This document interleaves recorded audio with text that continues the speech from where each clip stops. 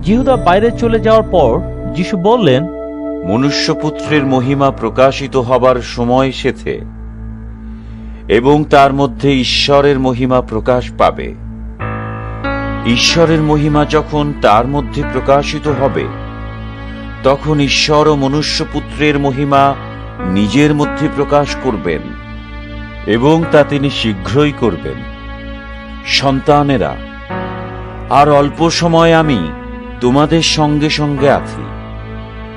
তোমরা আমাকে খুঁজবে, কিন্তু আমি যিহুদি নেতাদের যেমন বলেছিলাম, আমি যেখানে যাচ্ছি আপনারা সেখানে আসতে পারেন না, তেমনি তোমাদেরও এখন তাই বলছি। একটা নতুন আদেশ আমি তোমাদের দিচ্ছি, তোমরা একে অন্যকে ভালোবেসো। আমি যেমন তোমাদের ভালোবেসেছি, তেমনি তোমরাও একে অন্যকে ভালোবেসো। যদি তোমরা একে অন্যকে ভালোবাসো, তবে সবাই বুঝতে পারবে তোমরা আমার শিষ্য।